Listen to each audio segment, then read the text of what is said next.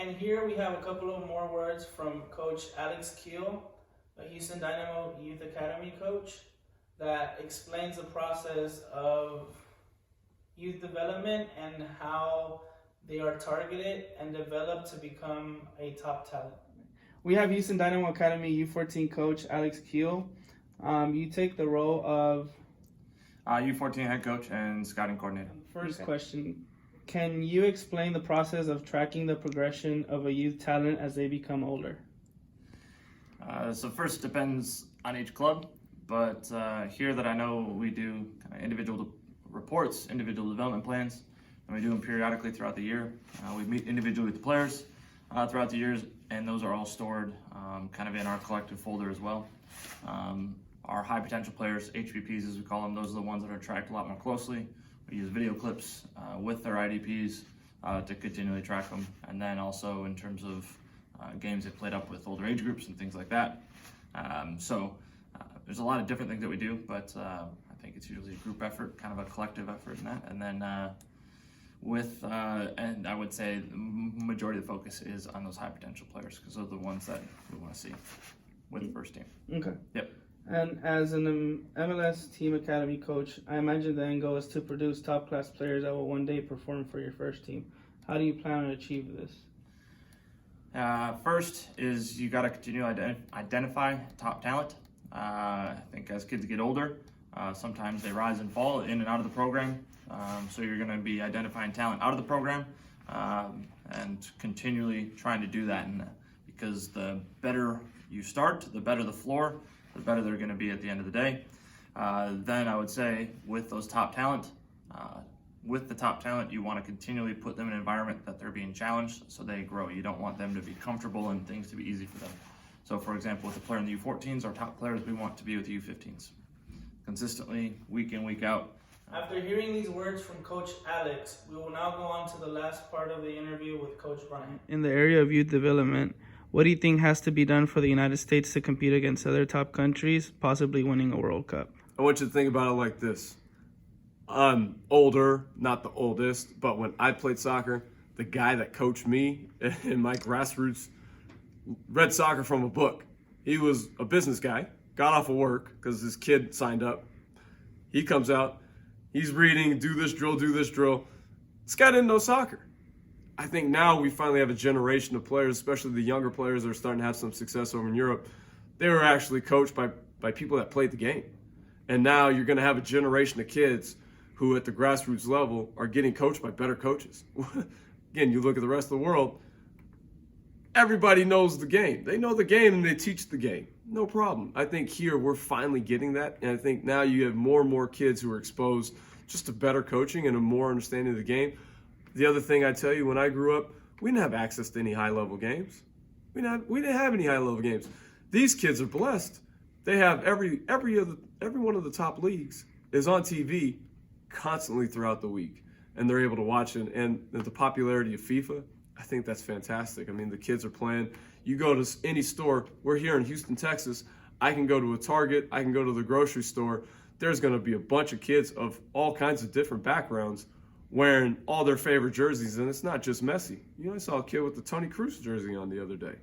So when I grew up, it was football. You're wearing a football or a basketball shirt, maybe baseball. So now to see what's happening, to see the popularity, the culture of soccer starting to come everywhere in this massive country, and then the kids that actually play getting really good coaching early on, again, it'll take time. It's going to probably take another generation, but I think we're onto something.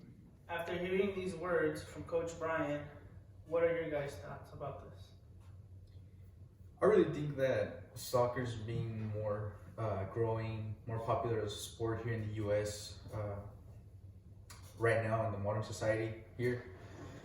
Because I've seen a lot of parents start their kids playing soccer at such a young age and as a first choice, rather than something like football or baseball or basketball, which are basically the top three sports here in the U.S. But seeing that shift from those three sports to soccer right now is a huge turning point in the U.S. because it's allowing people to see soccer as a growing sport rather than something like, for example, football, where somebody can actually get their probability of getting injured there is higher than in a sport like soccer, even though you wear all this protection and stuff. And I guess that's one of the reasons why they wear all this, the helmets, the pads, and all that stuff, and the mouth guard, because of the safety and injury proneness. But yeah, soccer is growing here, and I think eventually, once it gets to maybe the first or maybe even the second choice sport here in the U.S., then I think at that point it can probably be ready to compete at a very, very high level against a team like Italy or Germany, England, Netherlands. But until that moment comes, that's whenever the U.S. is gonna, make that huge shift from just being an average team to actually a top level team that people respect and look up to, even outside of North and South America, rather than just in North America. So, yeah. Okay, and I think that with his words, that kind of brings focus to, even before focusing on with competing against other top nations, like European, South American, Brazil, Argentina, Italy, England, we have to focus here on North America, right? Do you have anything to say about that? Yeah, I agree with you. Before focusing on actually playing on the top level, as Edgar said, they need to focus here in their own region, first with themselves, because they gotta fix the whole structure as it is from top to bottom, with experience and stuff like that, programming, the programs they have. But for example, in the U.S. National team plays in the CONCACAF Cup, and they usually reach the final. The top two is Mexico and the U.S.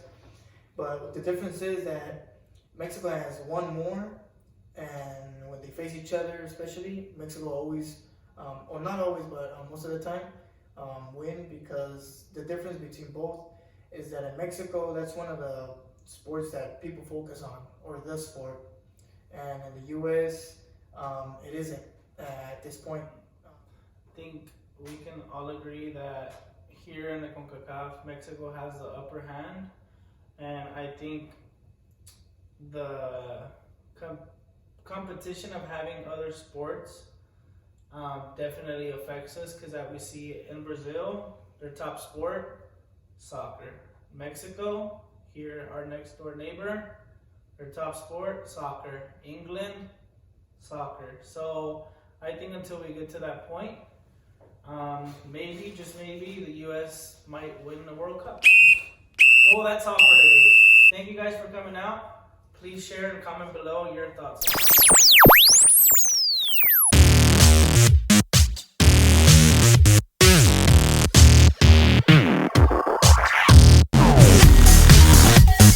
I just need your verbal consent to record and upload these videos only for educational purposes. Is that all fine? Only for educational purposes. Yeah, that sounds good. I just need your verbal consent to record you and upload these videos that will be used only for educational purposes. Yes.